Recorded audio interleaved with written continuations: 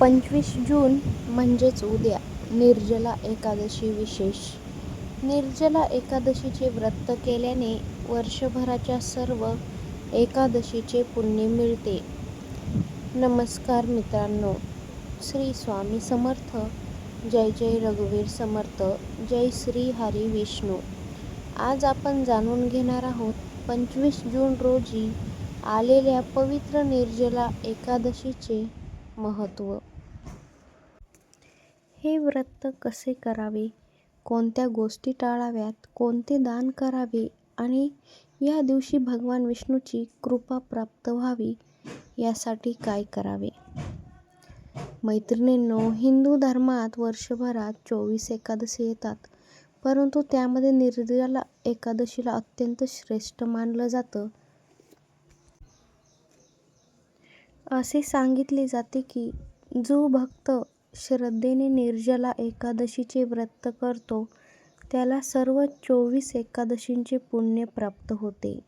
महाभारतातील कथा सांगते की पांडवांमधील भीमसेना यांना उपवास करणे कठीण जात होते. त्यांनी महर्षी व्यासांना विचारले की सर्व एकादशीचे पुण्य मिळवण्यासाठी कोणता उपाय आहे. तेव्हा व्यासांनी निर्जला एकादशीचे व्रत करायला सांगितले.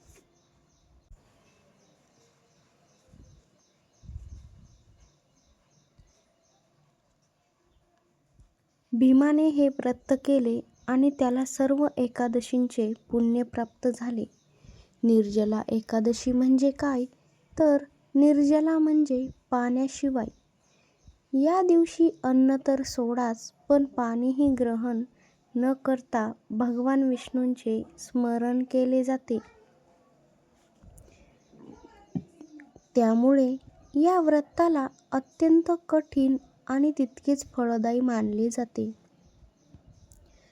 व्रताची सुरुवात कशी करावी.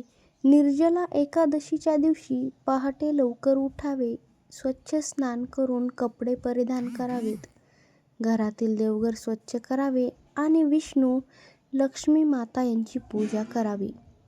ओम नमो भगवते वासुदेवाय या मंत्राचा जप शक्य तितका करावा. तुळशीची पाने भगवान विष्णूंना अर्पण करावीत, पिवळी फुले अर्पण करावीत आणि तुपाचा दिवा लावावा.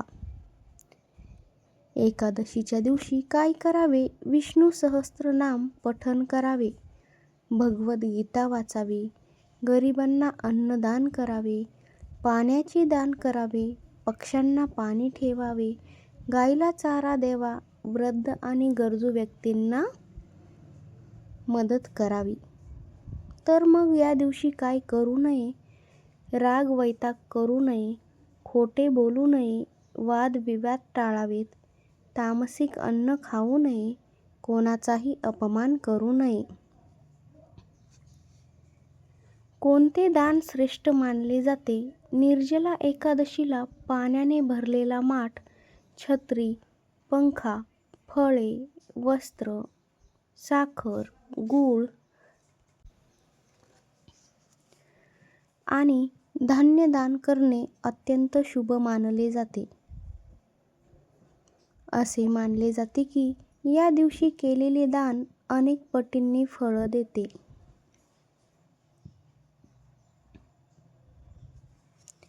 निर्जला एकादशीचे फायदे काय आहेत.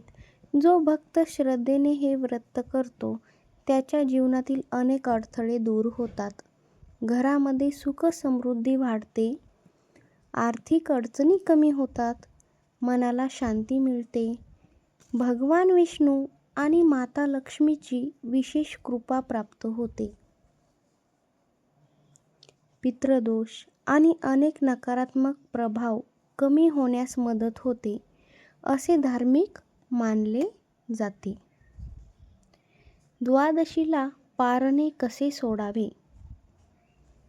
दुसऱ्या दिवशी सूर्योदयानंतर स्नान करून भगवान विष्णूंची पूजा करावी. दानधर्म केल्यानंतर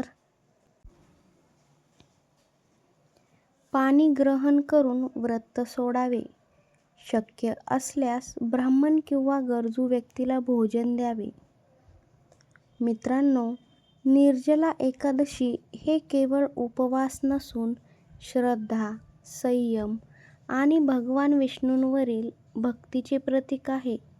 ज्यांना पूर्ण निर्जला उपवास करणे शक्य नसेल त्यांनी आपल्या प्रकृतीनुसार व्रत करावे. आजारी व्यक्ती, गर्भवती महिला आणि ज्येष्ठ नागरिकांनी आरोग्याला प्रामुख्याने प्राधान्य द्यावे. ओम नमो भगवते वासुदेवाय नमः. भगवान विष्णू तुमच्या जीवनात सुख, शांती आणि समाधान